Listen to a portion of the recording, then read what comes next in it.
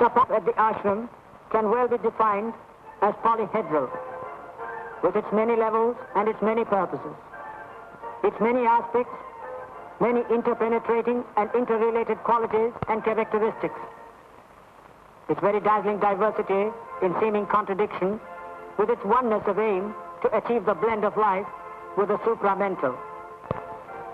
The contrast may at first sight be disconcerting, but closer study might reveal that all the phases of practical life are dealt with positively and without any rejection of the possibility of their value in civilization. For over 4 decades, the aggrandizement of the centers of activity, physical, scientific, and mystic, have been the product of the master's creation and the constructive directives of the mother. The class and the playfield are only the 2 preliminary planes, perhaps. A carefree life devoted to concentrated creative work and the achievement of a healthy outlook are the prime factors of wealth here. And as for any other wealth that comes, it is turned into investment for creative work, for materials, to keep the body engaged in that devotion which is the corollary to Sri Aurobindo's conception that this life is only a field of yoga. So, these workmen and the works they have created are their roads to achievement of one aim in the end, the better life, or perhaps the greater. In the words of Sri Aurobindo, the supramental. The extent to which the press of the Sri Aurobindo Ashram has been an exponent of his many writings is known today all over the world.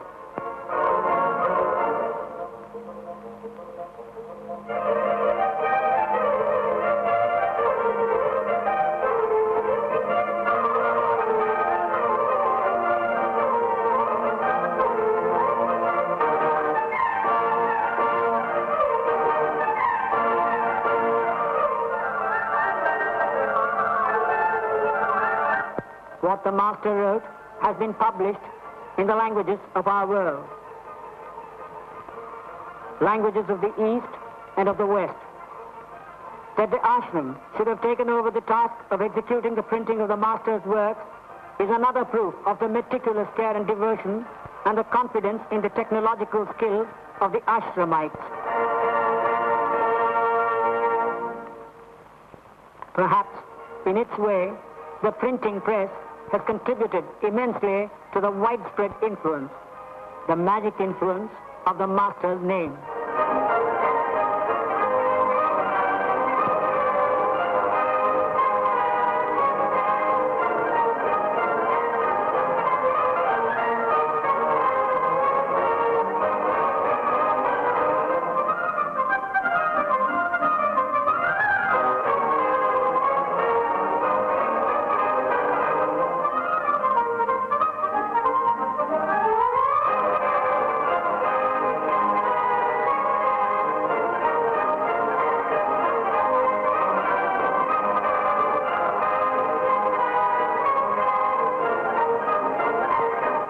And here we see that from his voluminous writing, books emerge all day long from the press to reach the minds of those interested in the higher achievements of our life.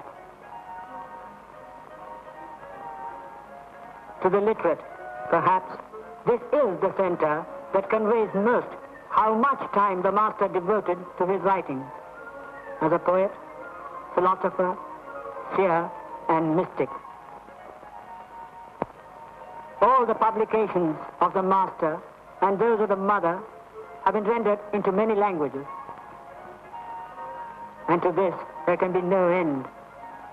In the works like the Life Divine, immortality is assured.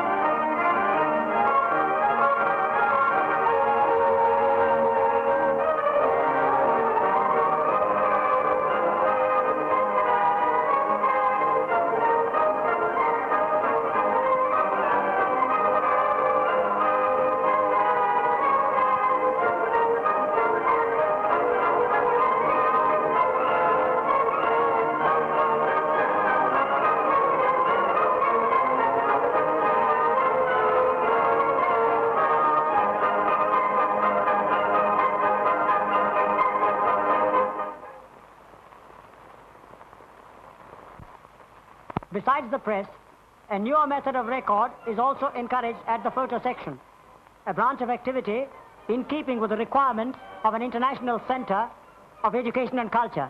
Artistic works are within reach of the ashram photographers. And the fact ever remains that but for the ashram photographers, this survey of ashram activities in moving pictures might never have reached your eyes. The day's work can be touched off with peaceful study in excellent libraries. Housed here are all the works of the master, and the literary and philosophical writings of the mother. There are innumerable other classical works also in several languages.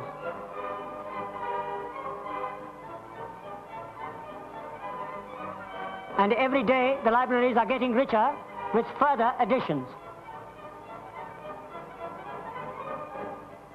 Popular and good magazines come from many countries. All make these libraries rich storehouses of knowledge.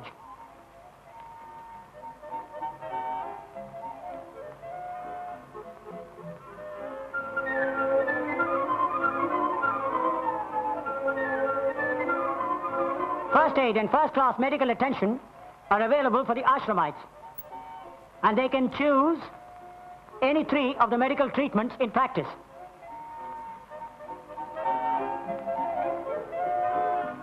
The allopathic,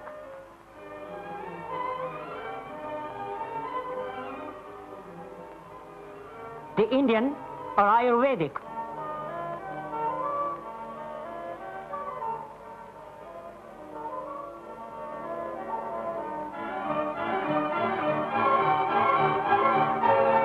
the homeopathic, or, for that matter, the massage clinic,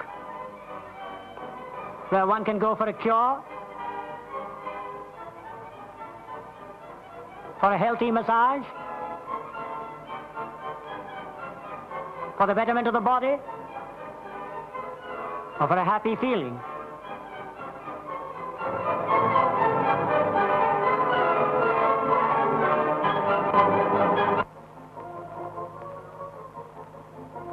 An extensive program of physical education for the students of the Sri Aurobindo International University is underway and progressing. But the training of many ashramites has almost reached top level. Gymnastics and the spectacular are seen at the ashram, the result of effort and zeal.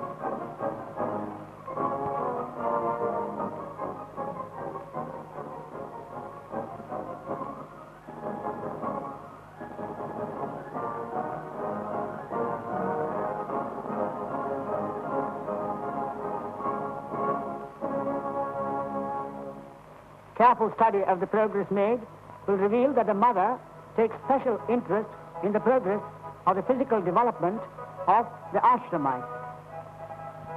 And here are some words of the master. In the admission of an activity such as sports and physical exercises into the life of the ashram, it is evident that the method and the first objects to be attained must belong to what we call the lower end of the being. Yet within human boundaries can be something very considerable and sometimes immense.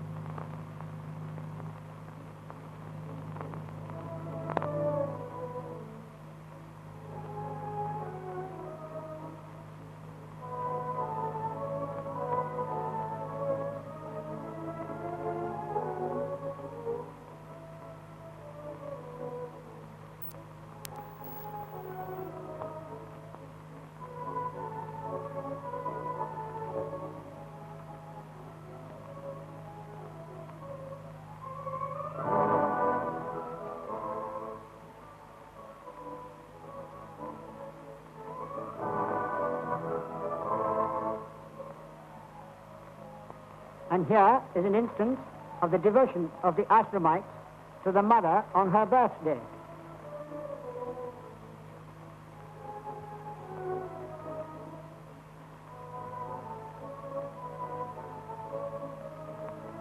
The program includes items that exhibit artistic and histrionic talent.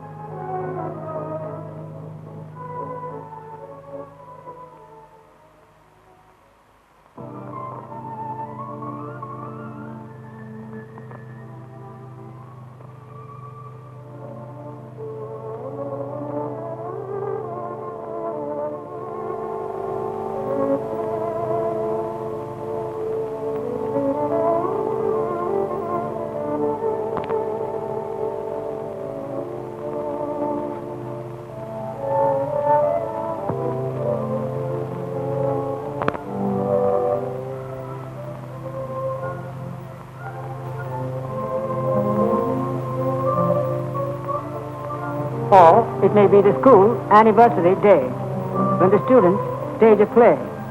It could be any play, from a tableau of the divine dancer Shiva to a chapter from the story of Sweet Cinderella.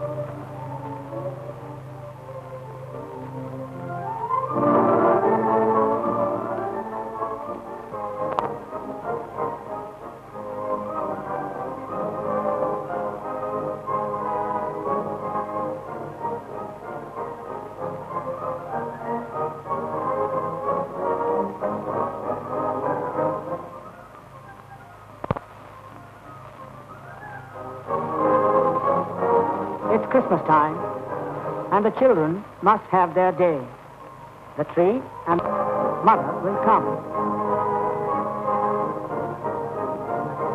And a Merry Christmas is in store for the barn. For, to the children of the ashram, the mother is Santa Claus.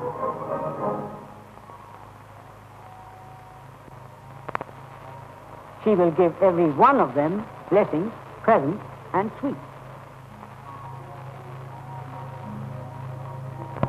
In the recent decades, one activity after another has been launched in the field of physical culture by the mother who has inaugurated the centers of training. All forms of the art of self-defense, like boxing, wrestling, fencing, lap chase, are all open to those who wish to take advantage of such training, irrespective of the sex of the ashram. The training is identical to either boy or girl.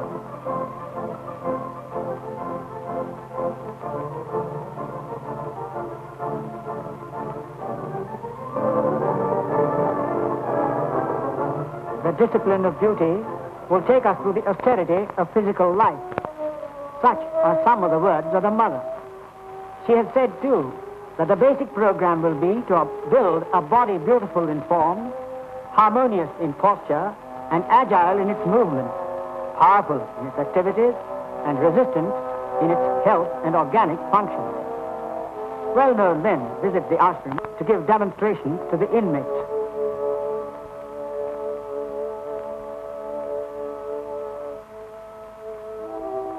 The inmates display, too, an enviable command of the body, as this one, for example.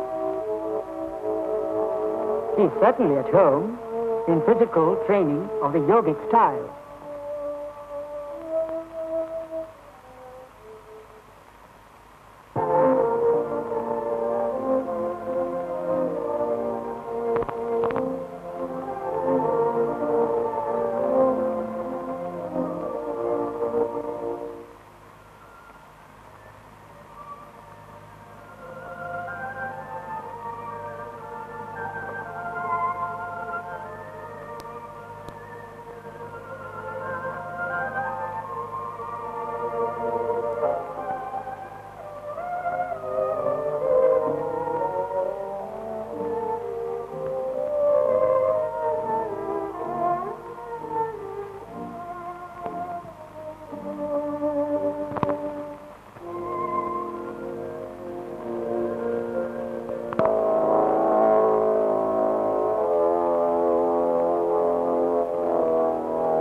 Here you see, for example, that physical training is co-educational. And this is an amusing fight.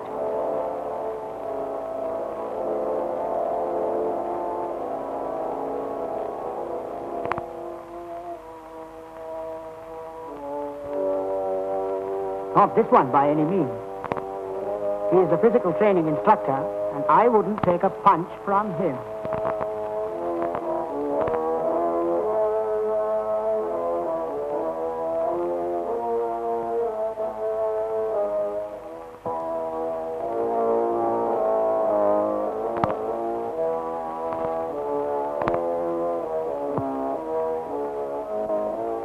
What about a swimming pool, you might ask? By the playfield is the blue sea. Here you see the big ones and the little ones all trying to do their best at riding the surf.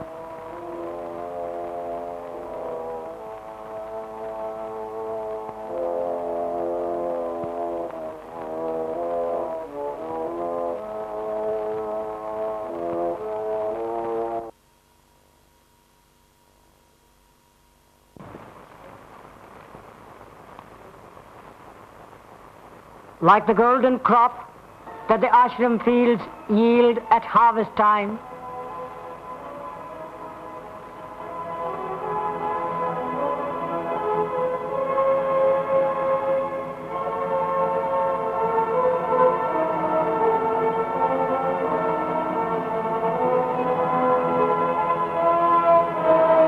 so do the ashramites display the result of their training across the year. In the organized teamwork and rhythm, in the marching, in the unity seen in the march past, is an example of acquisition that comes of ardent training. Here perhaps are the foundations of future cooperation and teamwork.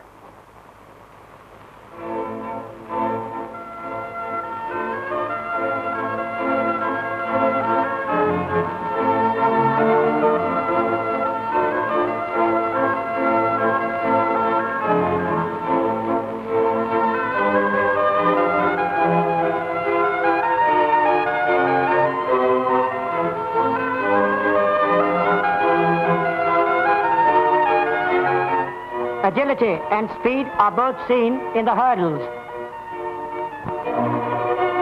Endurance in the long distance.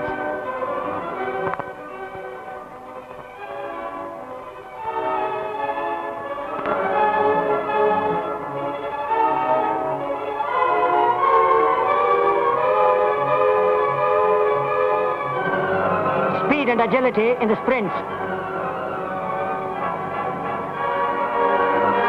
Team spirit in the relay.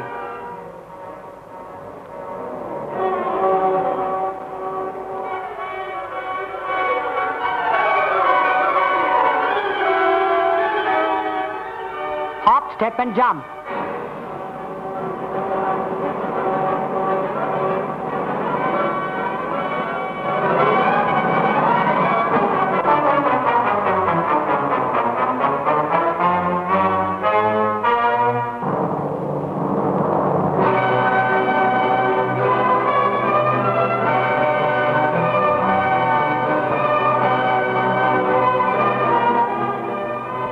There is strength in this tug.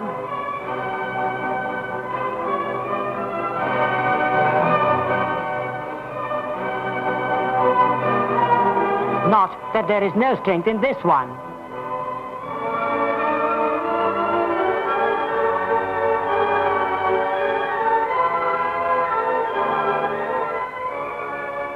And heights are reached in high jump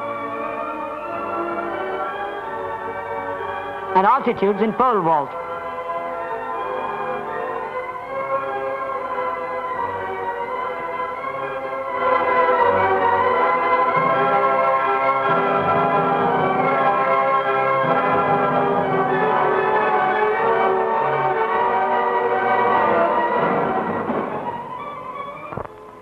It is blossom time. The flowers are in bloom.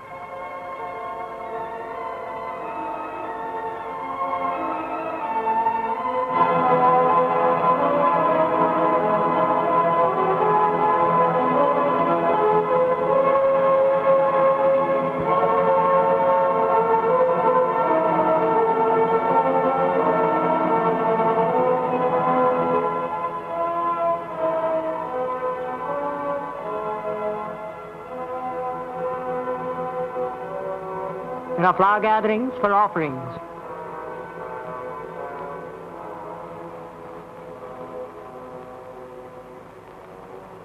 And like flowers, the ashramites are happy too.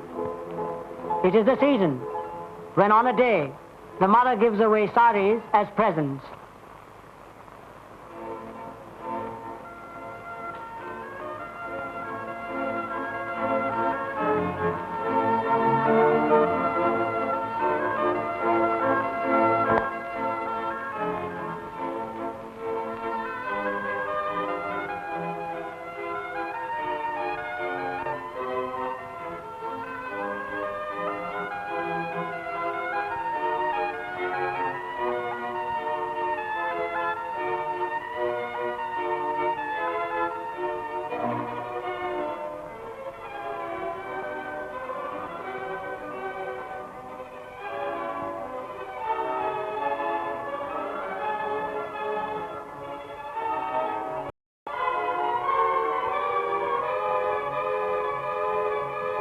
Here are crowds waiting for darshan, for it is darshan day, one of the 4 in every year.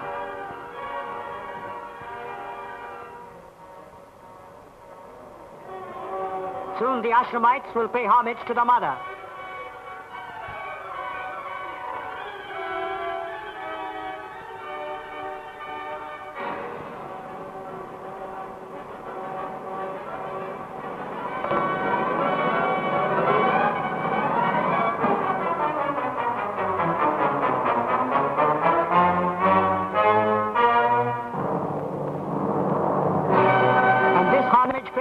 They will proceed to the Samadhi to salute at the Master's shrine.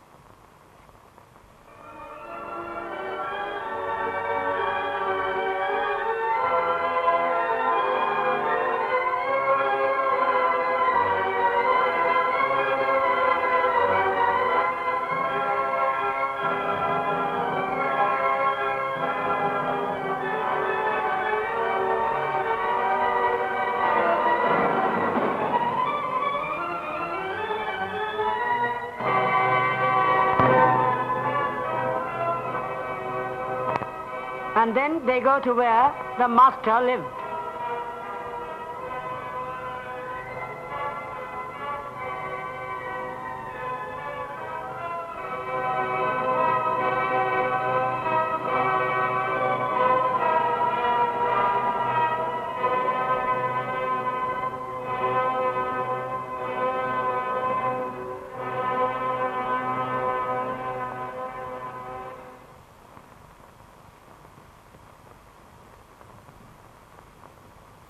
Not only the ashramites, but visitors from everywhere.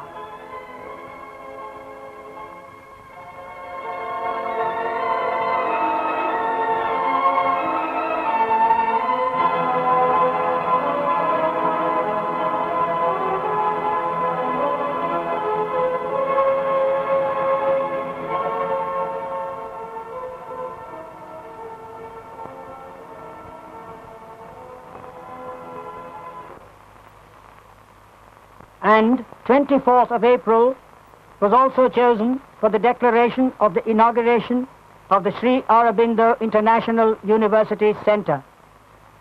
Eminent personalities were informed of this, and that erstwhile eminent leader of Bengal, Shyama Prasad Mukherjee, presided over the function. The mother addressed all those present. Sri Aurobindo is present in our midst, and with all the power of his creative genius, he presides over the formation of this university center, which figures he considered as one of the best means of preparing the future humanity to receive the supramental life that will transform the elite of today into a new race, manifesting upon earth the new light and force and light.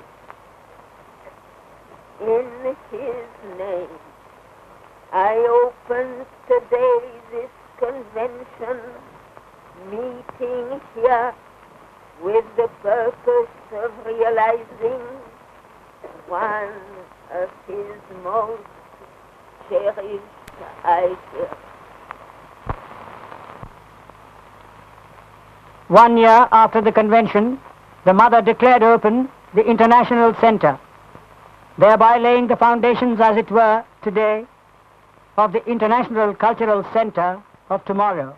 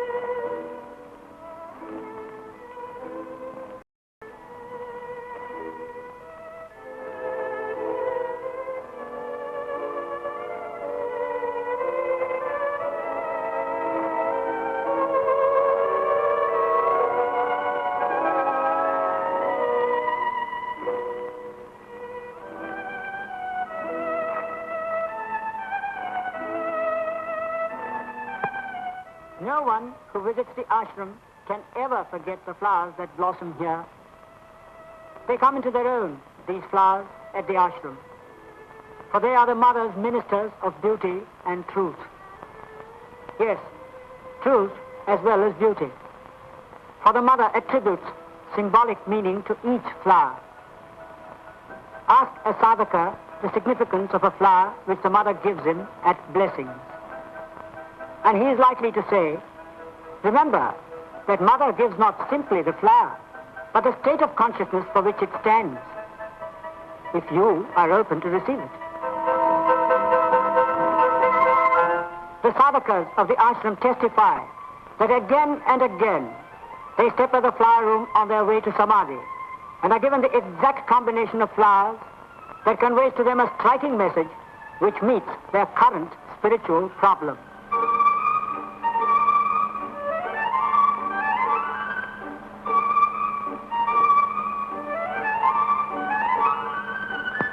Like these flowers are the sons and daughters of the ashram, blossoming into many forms of life and activity under the sunshine of the mother's grace and nourished by her light and force.